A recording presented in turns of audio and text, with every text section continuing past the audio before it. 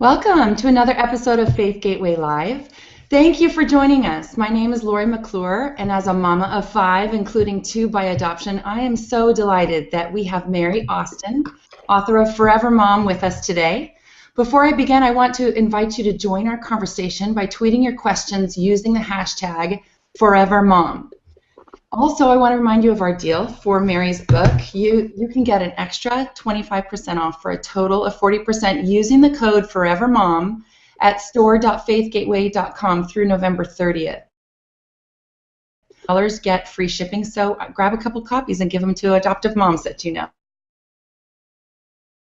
She and her high school sweetheart John have 4 homegrown kids, 4 daughters from Ethiopia, and 2 sons who were born in South Korea, which makes Mary a mother of 10 children. Amazing. She's also a homeschooling mama and a popular speaker and blogger. Welcome, Mary. We are so happy to have you join us today. Oh, thank you for having me. Okay, just right off the bat, I have to ask you the question that I get asked all the time. Why adoption? What led you to adopt?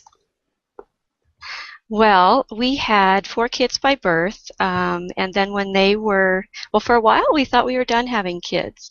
Then when they were 9, 7, 5, and 3, that little 3-year-old getting out of the baby stage made me realize I was really longing for more babies and not quite ready to be done with that whole phase of my life. And at the same time, it seemed like God was really putting adoption on my heart. I knew people who were adopting, and it seemed like at that point it was little girls from China. And I started wondering if maybe China adoption could be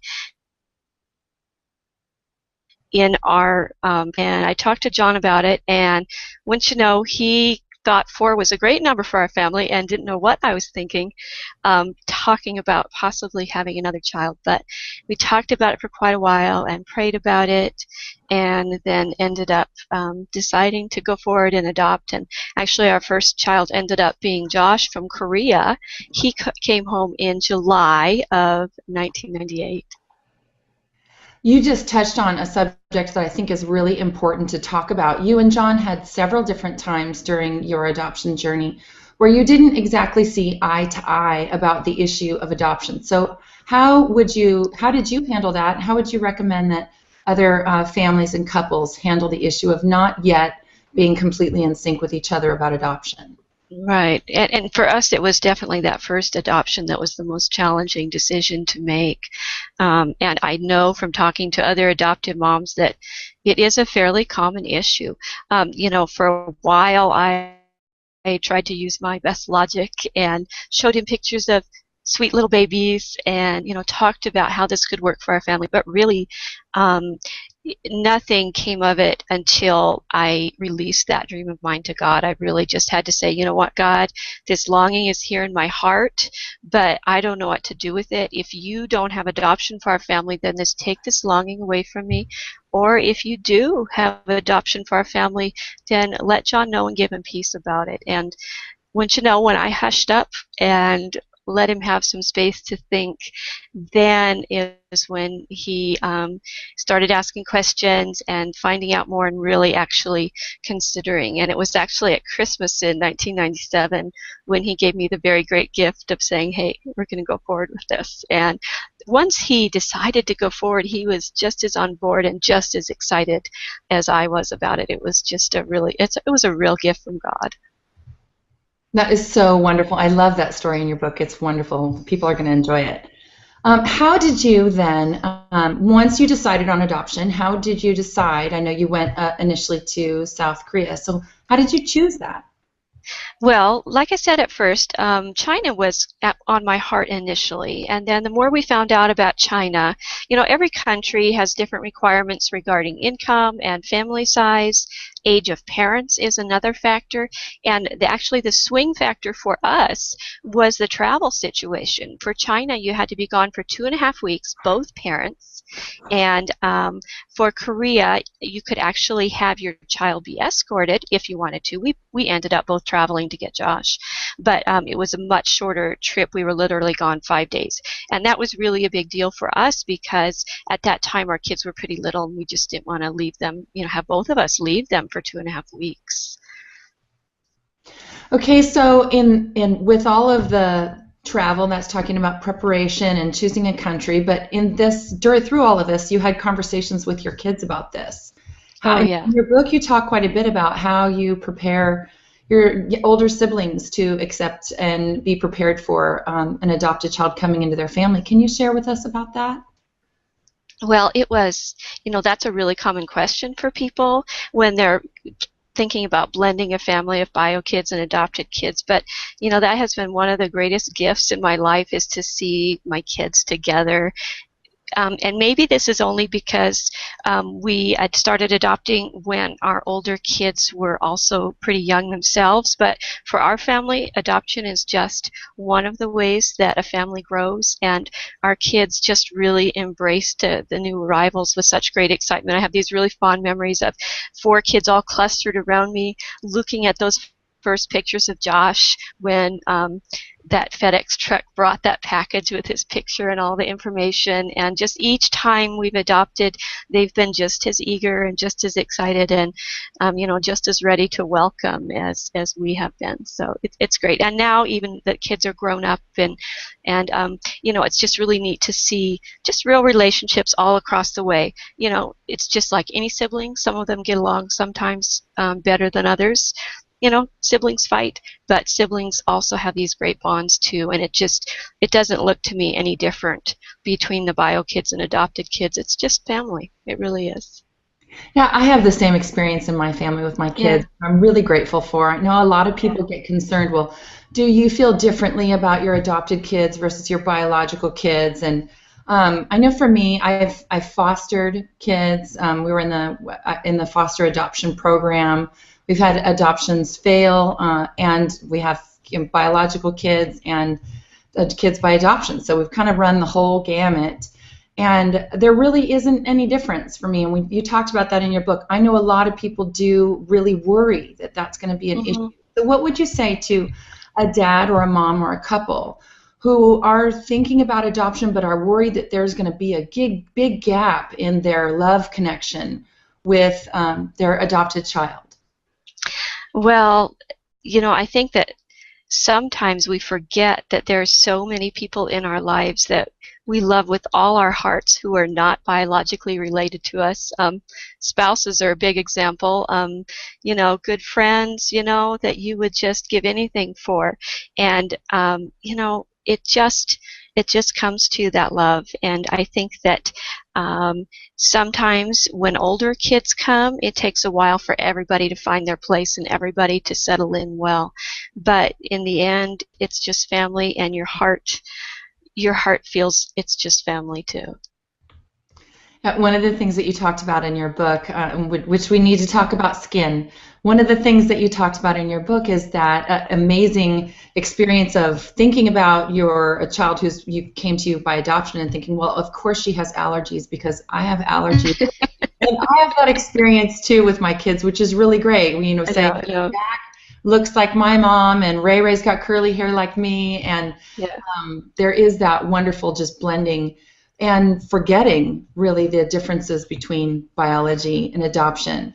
So let's talk about skin. I have a little chocolate baby. She calls me Peach and herself chocolate. And she's more like mochaccino than chocolatey. And I know that really can make kids feel set apart, particularly if they're only one. And if I had an opportunity to adopt a boy from Ethiopia, like my daughter from Ethiopia, I would. Sign me up, Lord. But what do you have to say to families who are thinking about adopting from out of their own cultural environment or out of their skin tone range? And how would you encourage families in that direction? Well, for us, one of the reasons that we have more than one child from Korea and more than one child from Ethiopia is that we did not want those kids to be alone at the dinner table, looking around at all the faces and not feeling like they belonged. I remember one time when Josh was like 15 months old. He was so little. We live in Idaho, and there's a lot of Caucasian people, some Hispanic people, but not too many African American people, not too many Asian people at all. And we were in a grocery store, and he looked across the aisle and saw a little Asian girl and pointed and said, "Joshie." And I thought, oh my goodness, if he can be noticing that so quickly, it was kind of an eye-opening moment for us, and it was one of the reasons that we decided to go ahead and adopt another boy from Korea, because we really didn't want Josh to be alone in that. You know what? I absolutely do understand that issue of not wanting your kids to be the. I love that you use that song from Sesame Street, because I've thought of that many times myself, that one of these things is not like the other. And I've thought about that too. And I think that is something that's really important for families to discuss, especially if you're in an area that is very full of one particular culture. Right. I think that's a wise thing to consider. All right, I'm going to ask this Twitter question from Leslie. What kind of pressure does adoption put on marriage? What should one know beforehand? How should a couple get prepared? Well, I think obviously the biggest thing to do is to come to agreement regarding the adoption in the first place, but also to be aware that just like any addition to your family, there's going to be some settling in time, and some time where often mom is very focused in on the new child or children and really helping them settle in. One of the things that John and I had to get better at after adopting was dating each other, because it was just so all-encompassing, the mothering, that it was real easy to kind of, lose time to chat with each other and to stay connected. So it was really after we adopted that we began finding date time regularly and being able to connect that way. And I think for us, really, adoption has strengthened our marriage. It's really brought us together as a team. But, it could go the other way too if you didn't also focus on each other, I think. So what are some of your ideas then for couples who, let's say, they have a very, very high demand child, or a child that they're practically wearing all the time, or multiple children that are brought home, and you just really aren't ready to leave them yet, maybe say for up to a year? What would you recommend then for a married couple in order to stay connected and to safeguard their marriage? You really remember that you can have dates late at night after your child has gone to sleep, and snuggle up in bed with your favorite TV show, or just have some time to chat, and you don't have to get in the car and go someplace to make a little bit of time. But it definitely does take some intentionality when you're having a very busy time with little ones and helping them get settled in. And a lot of times the small kindnesses can do just as much to really strengthen your marriage and keep things going, to remember the hugs, and remember the compliments, and remember to ask how the other person is doing. Okay, let's talk about, a child getting used to an entirely new environment, a new family, new schedule, new sights, smells, sounds. Everything is such a huge change for kids who are coming into a new home. How did you help kids get adjusted? Can you talk about the toddler stage and for older kids as well? Well, I think that in all cases, it's a good idea to keep the child's world as small as possible at first. You don't have to have tons of visitors. You don't have to be doing every church activity that is available for a while. It's probably really wise to scale back on even some of your regular activities and just really focus on that child. And even with older children, they don't have to be immediately jumping into all sorts of activities and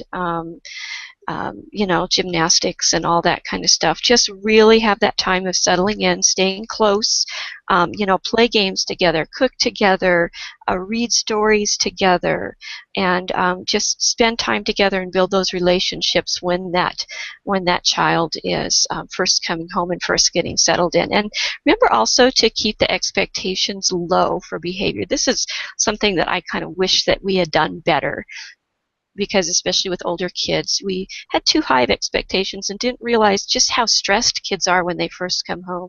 And, we should have been more laid back, especially with those older kids. Yeah, that is a tough topic, the topic of misbehavior, because especially for kids who are a little bit older coming into your home, they're going to be dealing with anger and grief and all of their loss. So one of the things that you recommended in your book was floor time. Can you give us some ideas about connecting with kids of an older age who are dealing with misbehavior? How would you respond to them differently than you feel like maybe that you did the first time around? Well, I don't know if this is specifically about floor time, but just one example of what you might need to do differently. And at first when our older kids came home, we thought, well, let's put a star chart on the fridge and talk about rewards that you get for XYZ. But we didn't realize that really, before you can have much for expectations about behavior, you need to be working on relationship. And kids, if they are not sure of their place in your family, aren't especially going to care about behavior stuff, and star charts are not going to work. And the best thing really is to just spend time together, hang out, and just work on that relationship. And I guess back to floor time, I'd be saying games are a great bonding agent. Get some Uno going, or Phase 10, or I don't know if you're familiar with the game Dutch Blitz. Oh my goodness, that is crazy fun, and can include multiple kids too. And so just all sorts of activities that you can enjoy together are really good. I remember one time in the first weeks after some of our kids came home, we had crazy water fight with the swimming pool and hoses in the backyard, and just silly stuff. And speaking of silly, sense of humor, oh my goodness, is so important. And that's something my husband is better at than I am. And yet there's so much power in humor and being able to just laugh things off and be joyful together. Right. I know that definitely my 14-year-old son, when he's had struggles and difficulties, it's been so important for him to play, to dance, turn on music, really have fun time, and it creates memories, and it's a release. All of a sudden it just pops that, difficult situation that needs to get over. All right, I'm going to ask this question from Amanda. As a family member of those who adopted, how do you best support them, even if it's not turning out the way that they expected? Yeah, that can be really challenging. I know that there are a lot of families for whom adoption goes beautifully, and then other children who really struggle. Dr. Karen Purvis says that about 1/3 of kids will adjust to adoption very well. Another 1/3 will have at least some moderate challenges, and another 1/3 will have some pretty extreme challenges. So chances are, if you know an adoptive family, there may be a child who is having at least some struggle. So, you can support an adoptive family in a lot of the ways that you might support a family when there's a new baby come to you by birth. Offer to bring them a meal. Maybe you can drive another child in the family to gymnastics, or maybe you're at the grocery store. Maybe you could call that mom and say, hey, can I grab you something at the grocery store? I think all moms need listening ears and encouragers, and somebody that they can talk to and understand that even when they're talking about hard moments, they still deeply love their children. And so if you can be that safe listener and encourager to an adoptive mom, that's a great gift also. Okay, I want to thank all of our listeners again, since we're having trouble with the live feed for Mary. We are going to rename this our Faith Gateway podcast today. Yeah, sorry everybody. And when we're talking about difficult adoptions and stuff that's just a little bit more challenging than we anticipated it to be, you say in your book that parenting kids who've had trauma or have had less than optimal attachment experiences, as in the case with a lot of adopted kids, Right. It's going to dig up junk in our own self, way more than we ever anticipated that we even had on our own. Definitely found that to be true for me. It's been a tough process, lots of tears, lots of prayer. So for the moms who are maybe having to dig deep, and dads who are having to dig deep in their faith, what would you say to them about those seasons that are more challenging than they had anticipated? Well, it definitely is a growing process, and it's learning to love more like Jesus does. You know, I thought I understood a little bit about that, but you know, when you're parenting a child who is deeply unhappy at times, it can really, like you say, it can trigger frustration in yourself, and you know, some of that may be about whether you realize it or not, about some stuff in your own childhood. I know that was the case with me. And, you know, one of the kind of an eye-opening book that I read is called The Whole Brain Child by Daniel Siegel, and he talks about our thinking brain versus our fight or flight brain, and how sometimes in the midst of a challenging confrontation, you know, the child can be quick to go to their fight or flight brain and not be making logical decisions, and then guess what?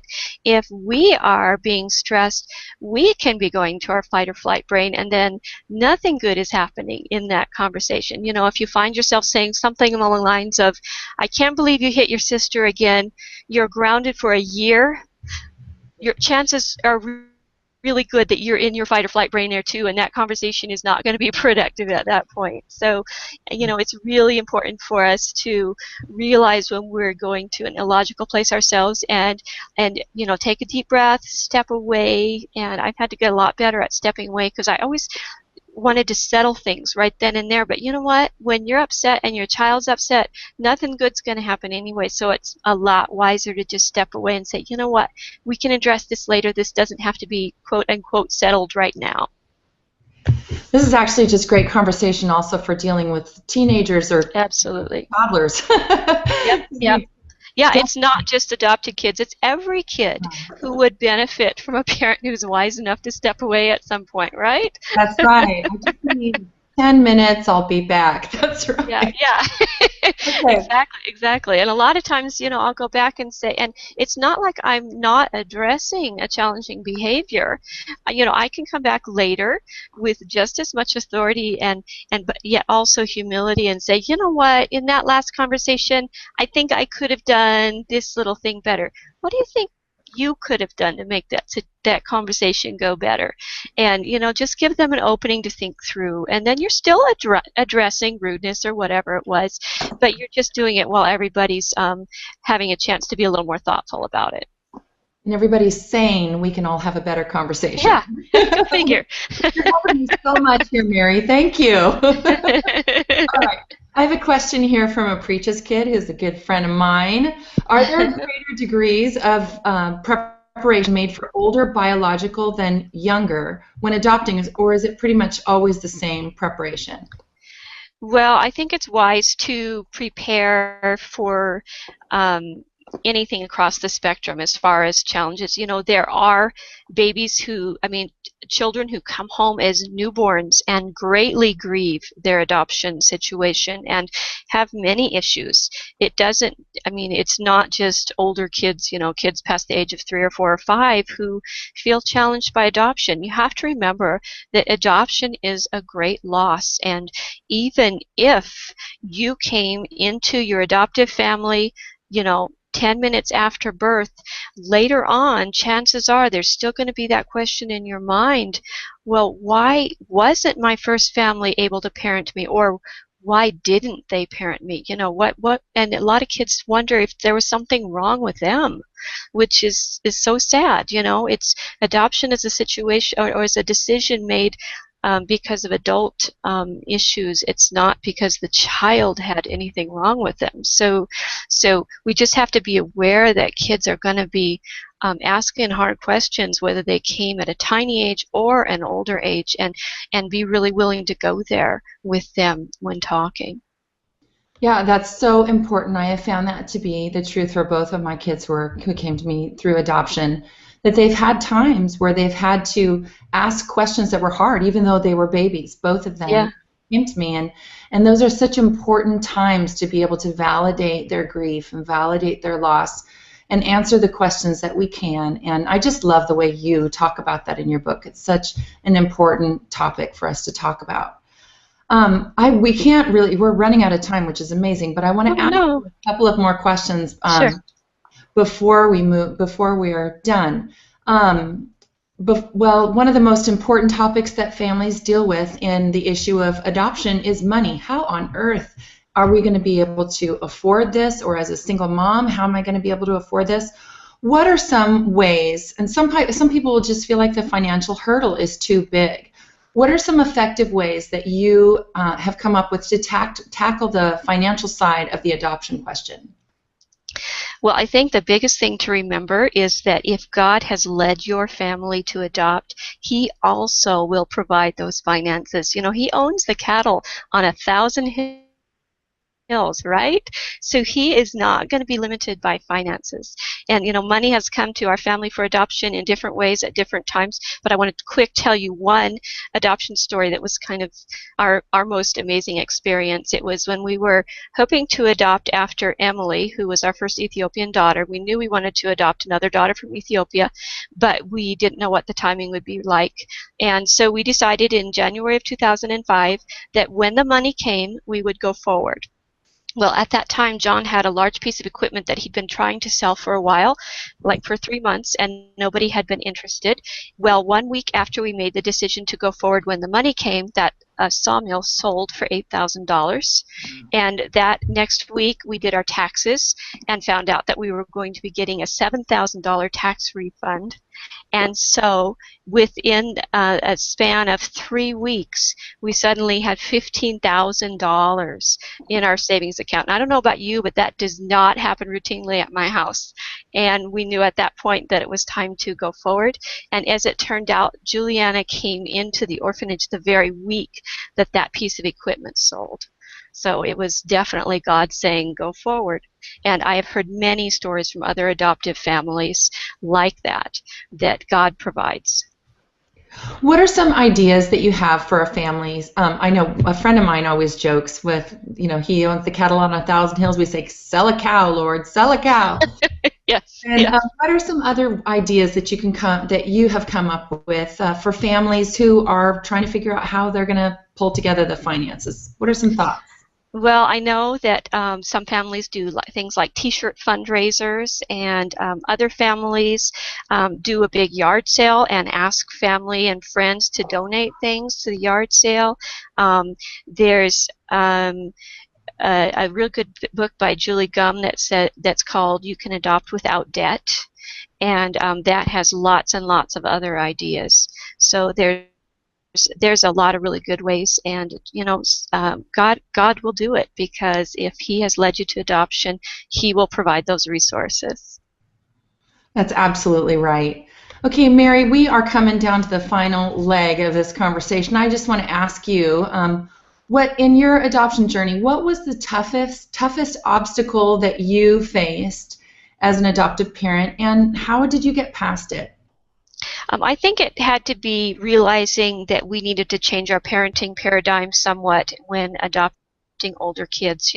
We had parenting a style that had worked for our other kids, but we were just really needing to be a lot more flexible with our older adopted kids. And for a while we really did struggle, but God has led us towards change and taught us more about His love and His grace, and we are definitely still very much a work in progress. But boy, it's so important to be just flexible and see where God leads you. And it may be that your parenting style for older adopted kids may need to look a little different than you think at first. Yeah, one of the things I wanted to mention too that I love that you shared is the issue of compassion fatigue, and that sometimes Yes. when you're going through tough family transitions, or you're just adjusting to having a new family child come home, or a kid is acting out, or bonding is slower than you'd hoped for, or you're dealing with misbehavior like lying or fighting, that we as moms and dads can struggle with compassion fatigue, and that's such an encouraging thing, strangely enough, for you to share about. So would you just kind of wrap up what we're talking about today by talking to moms and dads who are in the process of adopting or who have adopted about keeping up their faith during adoption and the issue of compassion fatigue?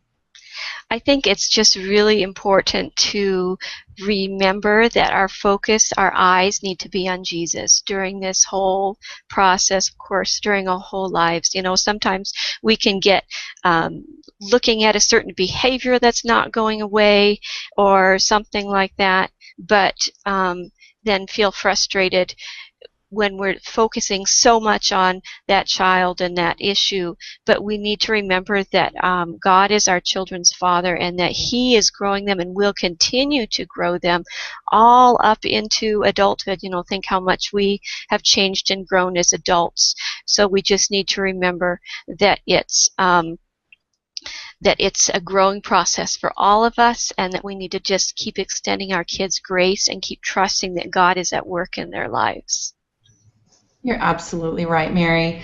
I want to tell you guys, this book, Forever Mom, is really fantastic. I was telling Mary ahead of time that I had to struggle between what to not underline rather than what to underline in her book. I just enjoyed it so much. I want to remind you that at store.faithgateway.com you can get an extra 25% off for a total of 40% off using the code Forever Mom at store.faithgateway.com through November 30th. And orders over $25 get free shipping. So be sure to grab a couple copies and give them to your friends and family who are adopting or are thinking about adopting. Mary, I want to thank you so much for being with us. This has just been a pleasure and a treat. You bet. And I will be glad to stay on Twitter for a few minutes and answer any more questions that I didn't get to while this show was going on. You just read my mind. I was just saying I'm so sorry we didn't get to everything on Twitter. And thank you guys so much for joining us, for our listeners rather than viewers. Thanks for being here with us. Mary, thank you again. Thank you. All right. Bye-bye, y'all.